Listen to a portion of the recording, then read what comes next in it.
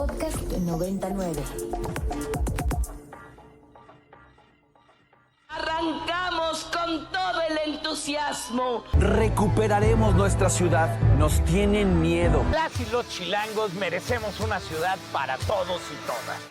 Esas son las voces de los tres aspirantes a la jefatura de gobierno de la Ciudad de México. Clara Brugada, de Morena, PT, Partido Verde.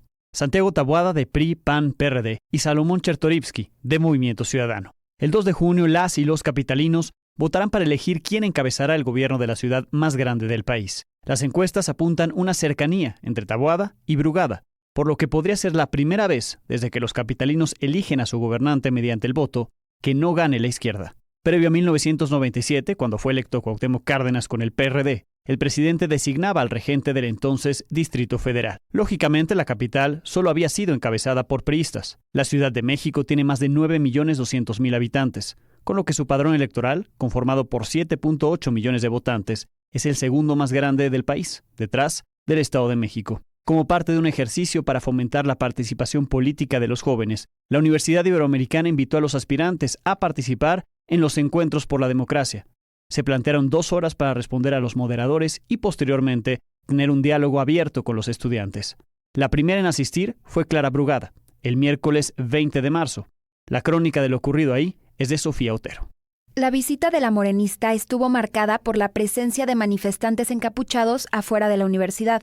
Alrededor de 5 jóvenes hicieron pintas en la puerta 5 y aseguraron estar ahí por los 43 de Ayotzinapa, versión inicialmente recogida por los medios. Somos el movimiento normalista independiente, así es, y justamente estamos protestando porque sabemos que Clara está involucrada con Morena y Morena es quien ha sido omiso en este tema de los 43 de Ayotzinapa. La protesta rápidamente se viralizó en redes. Dunia Ludlow, integrante de la campaña de Brugada, aseguró que eran enviados del PAN, no manifestantes legítimos. Aquí estas personas enmascaradas, que seguramente mandó Lía Limón, o Taboada porque los conocemos bien. Tan seguros de sus consignas que no dan la cara. ¿Cuántos les pagaron? Nosotros les podemos pagar más. En efecto, tanto la Normal Rural Isidro Burgos como el Centro PRO confirmaron que la manifestación no estaba relacionada ni con los normalistas ni con las familias de los 43. Mientras los encapuchados continuaban su protesta, el evento de Clara arrancó a las 11:15. Unos minutos tarde para esperar que se llenara el auditorio. Las primeras 4 filas estaban ocupadas por integrantes de la campaña de Clara, que aplaudían constantemente ante cualquier intervención de su candidata. La morenista fue cuestionada sobre la crisis del agua, la seguridad e inclusión. Repetidamente presumió sus utopías y la gestión de Claudia Sheinbaum. Ya en la sesión de preguntas de estudiantes recibió gritos, abucheos y diversas críticas. Está llegando a esta ciudad mucha inversión como es por parte de reinversión, no inversión directa. Ya se lo dijeron el domingo en el debate, ¿por qué me vienen a repetir lo mismo? Un estudiante le cuestionó sobre presuntos actos de corrupción.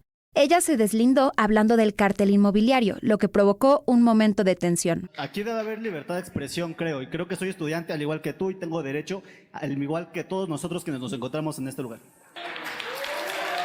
¿No es corrupción que mientras tú ya eres funcionaria pública en Iztapalapa compraste una casa por 300 pesos? Lo que el candidato Santiago Taboada... No vine a hablar de Taboada, hice preguntas de ti. No, y estoy contestándote, por favor te pido que me respetes. Es el costo de escrituración de la propiedad en la que vivo. A pesar de las críticas, Clara cerró con una nota positiva. A mí me dio muchísimo gusto estar el día de hoy con ustedes, platicar así, con todos los gritos y las diferentes opiniones, pues creo que eso es la democracia. Al día siguiente vino a la Ibero Santiago Taboada, el candidato de la oposición. Eugenio Tapia estuvo ahí y nos brindó la siguiente información. El panista se presentó el 21 de marzo a las 11 de la mañana, donde compartió su resumen de propuestas y respondió las preguntas de los alumnos. Uno de ellos lo cuestionó acerca del problema con el cártel inmobiliario.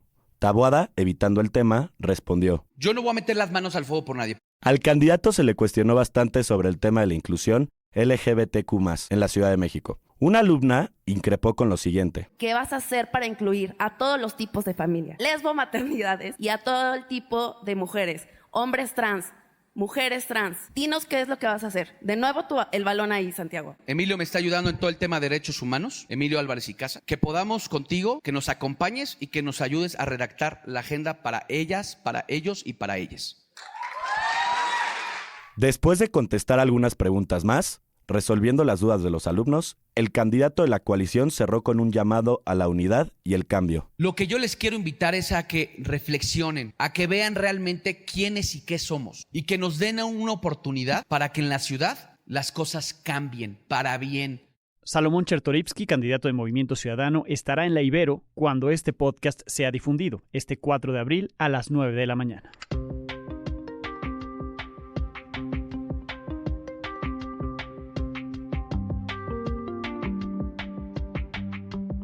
Bienvenidos a Date y Cuenta, soy Alejandro Domínguez y como cada semana, hoy tenemos una nueva explicación de lo que es noticia. Me acompañan las estudiantes de Storytelling, Reportaje y Microperiodismo, Natalia Beñé y Constanza Munguía, quienes entrevistaron al académico de la Ibero, Manuel Guerrero, para hablar precisamente sobre esta elección de la Ciudad de México.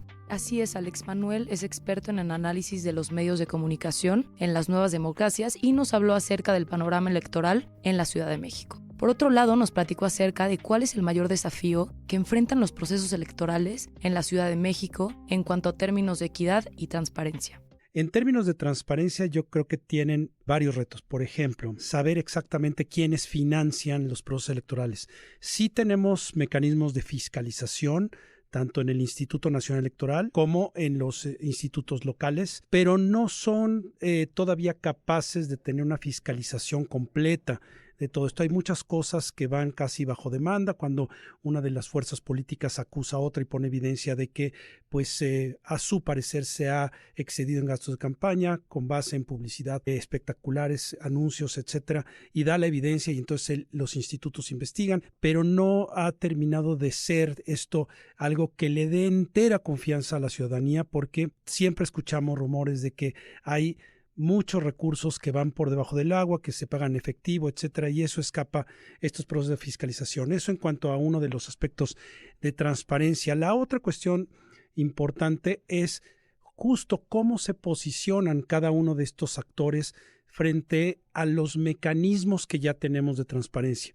Las leyes de transparencia, los institutos de transparencia. Por lo pronto sabemos que una de las fuerzas en contienda, la que aparentemente y de acuerdo con las encuestas tiene mayor preferencia, pues desconfía mucho de las instituciones y de las leyes y mecanismos de transparencia. Así que bueno, pues el propio concepto de transparencia y los mecanismos operativos que la generan, pues están, digamos, bajo asedio por lo pronto por una de las partes. ¿Y eso qué genera? Genera deslegitimidad de estas instituciones a la luz, por lo menos, de aquellos que son simpatizantes de estas fuerzas, ¿no? Entonces, esos serían dos retos como muy visibles y muy a bote pronto que yo me imaginaría de la transparencia. Lo que sí vemos también es que casi como en los viejos tiempos hay una especie como de cargada institucional por parte de gobiernos para apoyar a una de las fuerzas mucho más claramente que a otras, ¿no? En los mítines estatales hay presencia de actores que trabajan en estos gobiernos y que están ahí, y no sospecharía, bueno, pues a lo mejor están en su fin de semana o algo, pero bueno, también, digamos, eso sería un poco inocente pensar que no hay apoyos institucionales de recursos y logísticos y organizacionales detrás de eso. Entonces, la cancha no termina de estar tan pareja necesariamente como nos gustaría. Las reformas electorales que hemos hecho en este país prácticamente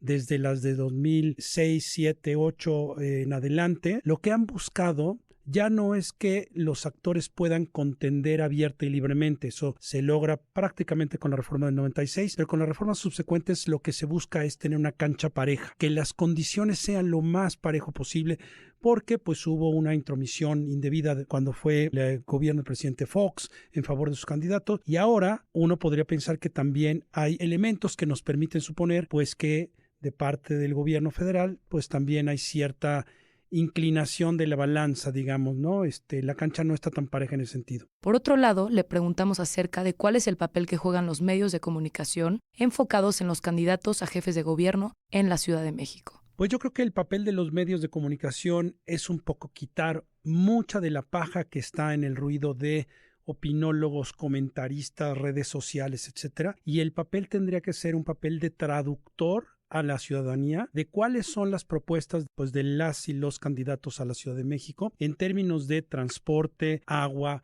movilidad, sustentabilidad, ¿no? ¿Qué hacer con el área metropolitana de la Ciudad de México? Realmente, cuando escuchas con cierta atención a la candidata y los candidatos a la Ciudad de México, te das cuenta que todos de alguna manera tienen algo pensado ya para esto, ¿no? No podemos resolver los problemas de la Ciudad de México como Ciudad de México, tenemos que pensar en autoridades metropolitanas que tomen en cuenta Hidalgo, que tomen en cuenta Morelos, desde luego al Estado de México, para resolver problemas como contaminación, transporte, etcétera, etcétera. Entonces, el papel de los medios de comunicación debería ser quitar toda esa paja de ruido, no sumar a ello, sino decir exactamente qué ofrece cada candidatura puntualmente en estos puntos que nos preocupan a todos. Lo cuestionamos sobre cómo cree que los medios influyen en la formación de la opinión pública durante las campañas electorales en la Ciudad de México. Influyen muchísimo amplificando el ruido, ¿no? Amplificando no necesariamente las propuestas o los posicionamientos de política pública y criticándolos técnicamente, sino más bien amplifican también el ruido, ¿no? Lamentablemente, pues hacen las dos cosas. Y yo creo que aquí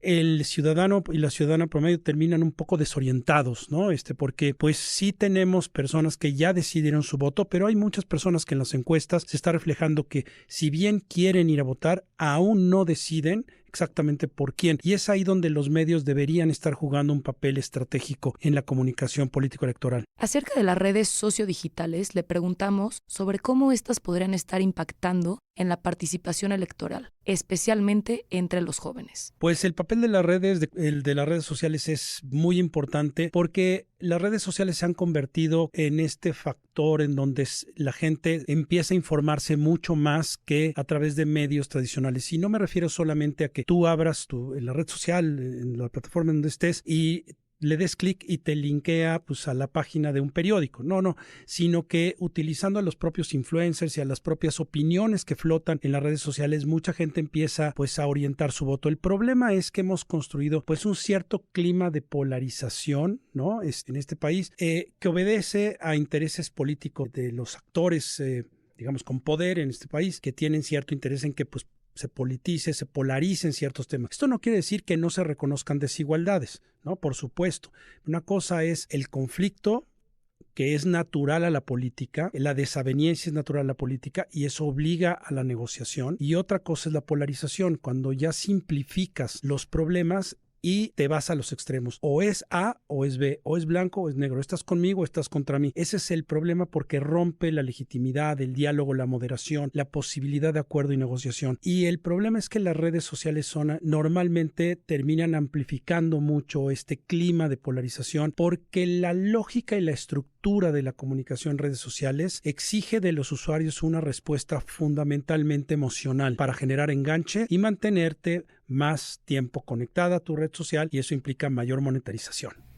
Conversamos también sobre los desafíos específicos que enfrentan los candidatos en la actualidad comparado con las elecciones pasadas. Todavía un clima general de desencanto con eso y que termina decantándose en favor de una apuesta que se presentaba como una apuesta incluyente de todos los sectores, como una apuesta que iba a resolver de fondo ciertos problemas y como una apuesta que iba a renovar de cierta forma pues a la clase política en sí misma. A pesar de que sí ha habido un cambio de discurso que visibiliza sectores populares de una forma en que no se había visibilizado a estos sectores, ¿no? Que sí hay un énfasis en la política social, un énfasis en la igualdad, etcétera, pues muchos de los problemas centrales como corrupción, como impartición de justicia, como delincuencia organizada, no se han resuelto de fondo. La gente sigue esperando una reforma importante en el modo en que te relacionas con el Estado en tu vida cotidiana. Quisimos saber cómo es que Manuel ve el escenario político hoy en día.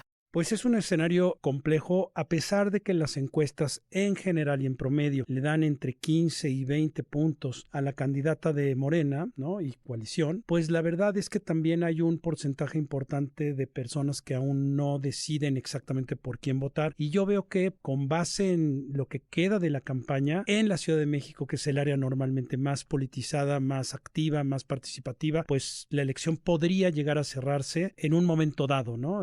Puede que sí, puede que no tengo bola de cristal, pero digo, hay espacio para que pueda suceder eso. Yo creo que las propuestas que hagan personas contendientes al poder en la Ciudad de México tienen que ser más enfáticas en no solo en qué van a hacer, en cómo lo van a hacer, y yo enfatizaría algo muy, muy importante, y es que yo no he escuchado a ningún candidato, ninguna candidata en ninguno de los niveles de gobierno hablar de cómo va a involucrar a la ciudadanía misma en la identificación, el diseño, la vigilancia y la evaluación de los problemas que atañen a la propia ciudadanía. También le preguntamos que cuál cree sea el impacto que hay en que los candidatos se presenten en las universidades. Uno muy importante, que es conocer de primera mano cuáles son las propuestas, cuál de las personas candidatas tienen realmente propuestas, porque escuchando en mi experiencia cuando hemos invitado candidatas y candidatos aquí a la Ibero, sí se nota quién viene preparado, quién tiene proyectos de política pública, respuestas a problemas que ha pensado mucho tiempo, y quién intenta irse por la tangente con rollito político. Finalizamos cuestionando si él veía oportunidad de que la oposición tome poder en la ciudad. Viendo cómo se mueve la Ciudad de México y cómo se mueve la persona votante en la Ciudad de México, que suele ser más informada, más participativa y más activa que el promedio de la ciudadanía en el país, creo que las campañas van a ser muy importantes para establecer de qué lado termina cargándose la balanza.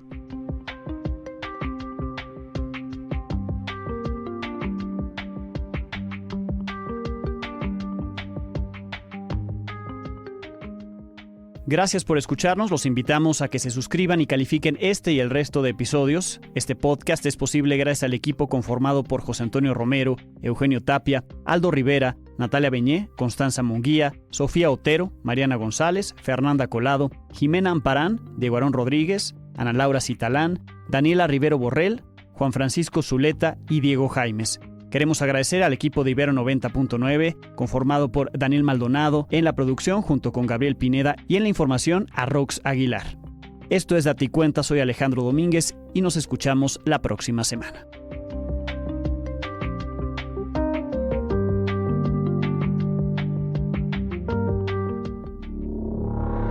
Para más contenidos como este, descarga nuestra aplicación disponible para Android y iOS o visita ibero909.fm.